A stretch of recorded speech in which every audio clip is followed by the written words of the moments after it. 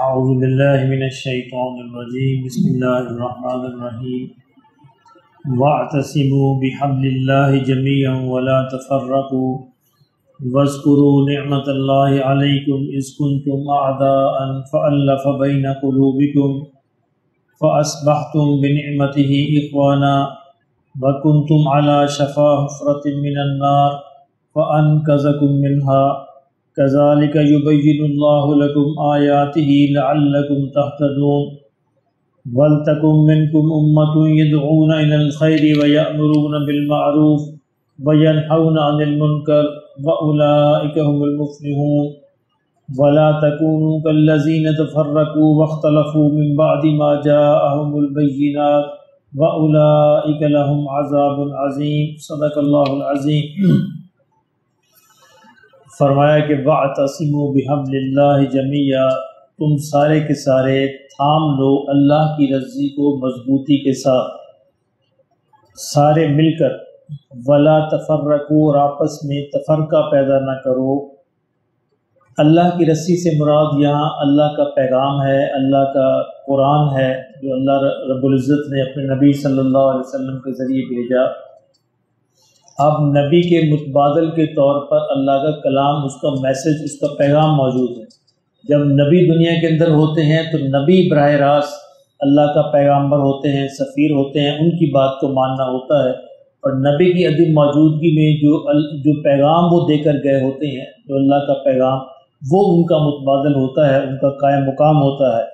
فرمایا کہ تم سارے کے سارے مل کر اللہ کی اس رسی کو، جو قرآن مجید ہے، اس رسی کو مضبوطی سے تھام لو۔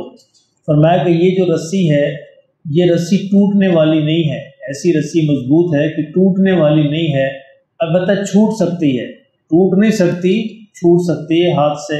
چنانچہ اپنے آپ کو اپنی نگہبانی کرو کہ تمہارے ہاتھ سے کہیں یہ رسی چھوٹ نہ جائے۔ ہے تو بڑی مضبوط، ٹوٹنے والی تو ہے نہیں، البتہ انسانوں کی اپنی غلطی سے، نااہلی سے یہ ان کے ہاتھ سے چھوٹ سکتی ہے۔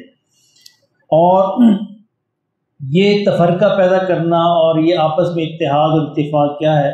آپس میں اتحاد اور اتفاق یہ نہیں ہے کہ سارے کے سارے ایک بات پر مجتمع ہو جائیں، یہ ممکن نہیں ہے۔ اللہ رب العزت نے انسانوں کی سوچ جو ہے وہ مختلف بنائی ہے، انسانوں کو دیکھنے کے زاویے مختلف ہیں۔ ایک ہی چیز کو ایک بندہ ایک طرح دیکھتا ہے، دوسرا دوسری طرح دیکھتا ہے، ایک کو ایک رنگ نظر آتا ہے، دوسرے کو دوسرا رنگ نظر آتا ہے، اور یہ ایک فطری سی بات ہے کہ کوئی انسان کس چیز کو جس اینگل سے دیکھ رہا ہوتا ہے اس کو اسی طرح کی وہ چیز نظر آئے گی۔ یہ اختلاف فطری ہے اور یہ انسانوں کے درمیان موجود ہے، رہے گا جب تک ان کے درمیان عقل موجود ہے، یہ اختلاف بھی موجود رہے گا۔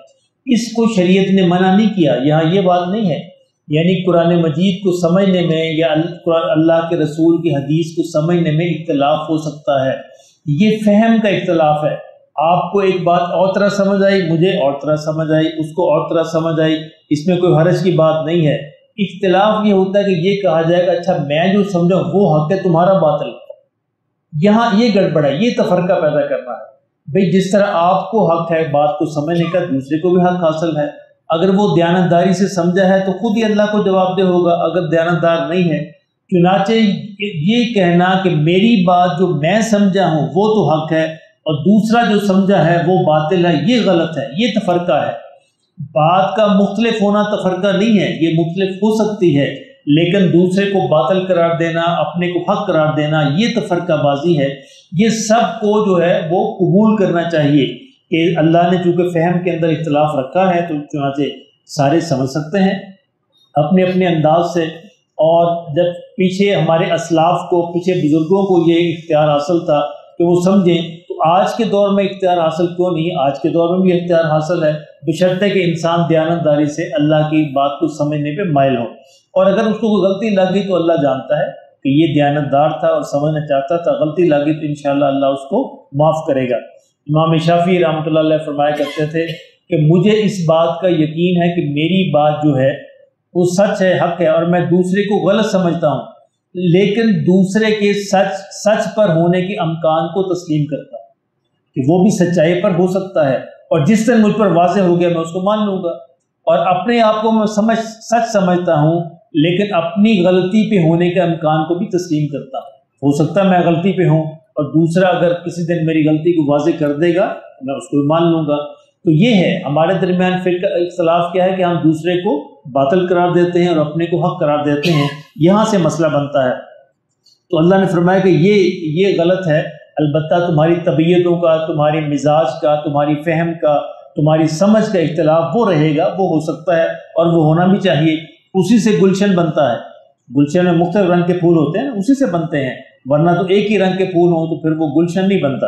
فرمایا وَاذْكُرُوا نِعْمَتَ اللَّهِ عَلَيْكُمْ، تم یاد کرو اللہ کی اس نعمت کو جو تمہارے اوپر تھی، اِذْ كُنْتُمْ أَعْدَاءً، جب تم آپس میں دشمن تھے، فَأَلَّفَ بَيْنَ قُلُوبِكُمْ، تو اللہ نے تمہارے دلوں کے درمیان الفت پیدا فرما دی، فَأَصْبَحْتُمْ بِنِعْمَتِهِ إِخْوَانًا، اور تم جو ہے اللہ کے فضل سے، اللہ کی نعمت سے بھائی بھائی بن گئے۔ وَكُنْتُمْ عَلَى شَفَا حُفْرَةٍ مِّنَ النَّارِ، اور تم دوزخ کے کنارے پر کھڑے تھے، فَأَنْقَذَكُم مِّنْهَا، تو اللہ نے تم کو اس سے بچا لیا۔ كَذَلِكَ يُبَيِّنُ اللَّهُ لَكُمْ آيَاتِهِ، اسی طرح اللہ تمہارے لیے اپنی آیات کو واضح کرتا ہے، لَعَلَّكُمْ تَهْتَدُونَ، تاکہ تم ہدایت حاصل کرو۔ یہ اسی پس منظر میں ہے، کل میں نے عرض کیا تھا نا کہ اوس اور خزرج جو ہے آپس میں ان کی سخت دشمنی تھی، ایک دوسرے کے دشمن تھے، اور برس ان کی لڑائیں جاری رہتی تھی۔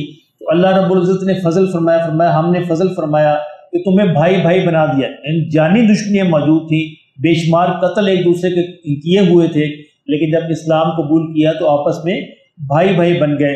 فرمایا اس نعمت کو یاد رکھو، اور اس نعمت کے شکرانے پہ اب یہ ہونا چاہیے کہ وَلْتَكُمْ مِنْكُمْ أُمَّةٌ يَدْعُونَ إِلَى الْخَيْرِ، کہ تمہارے درمیان ایک گروہ ہمیشہ ایسا موجود رہے جو لوگوں کو خیر کی طرف بلاتا رہے، تاکہ لوگ جو خیر اور بھلائی کی طرف کام کرتے رہیں، آتے رہیں۔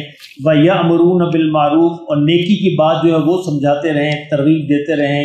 وَيَنْهَوْنَ عَنِ الْمُنْكَرِ، اور برائی سے لوگوں کو منع کرتے رہیں۔ وَأُولَٰئِكَ هُمُ الْمُفْلِحُونَ، فرمایا یہی وہ لوگ ہیں جو فلاح پائیں گے۔ تو یہ انفرادی طور پر تو ہر مسلمان کی ذمہ داری ہے۔ سورہ العصر کے ذریعے والعصر ان الانسان لفی خسر الا الذین آمنوا وعملوا الصالحات وتواصوا بالحق وتواصوا بالصبر، اس میں سب کی ذمہ داری ہے۔ ہر بندہ جہاں جہاں ہے، جتنی اس کی بساط ہے، جتنا اس کا دائرہ کار ہے، اس تک وہ بات پہنچانے کا ذمہ دار ہے۔ لیکن مجموعی طور پر اللہ یہ چاہتے ہیں کہ مسلمانوں کے درمیان ایک گروہ، ایک تنظیم، ایک جماعت بھی ایسی موجود رہے جس کا کام ہی یہ ہو کہ وہ لوگوں کو بھلائی کی طرف بلائے اور برائی سے منع کرے۔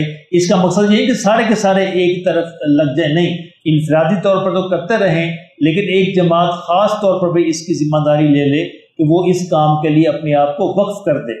وَلَا تَكُونُوا كَالَّذِينَ تَفَرَّقُوا، اور فرمایا تم ان لوگوں کی طرح نہ ہو جانا، کالذین، ان لوگوں کی طرح، تفرقوا، جنہوں نے آپس میں تفرقہ پیدا کیا، واختلفوا من بعد ما جاءهم البینات، اور بینات کھلی نشانیاں آنے کے باوجود بھی وہ اس اختلاف میں پڑ گئے۔ یہ اس سے مراد یہود و نصارہ ہیں، یعنی یہود و نصارہ کو اللہ رب العزت نے بڑی بڑی کھلی نشانیاں تورات اور انجیل اور زبور کے ذریعے سے بیان فرمائی۔ اس کے باوجود جو ہے انہوں نے اپنے مفادات کے لیے اختلاف کیا اور تفرقہ پیدا کیا تاکہ ان کے مفادات جو محفوظ رہیں۔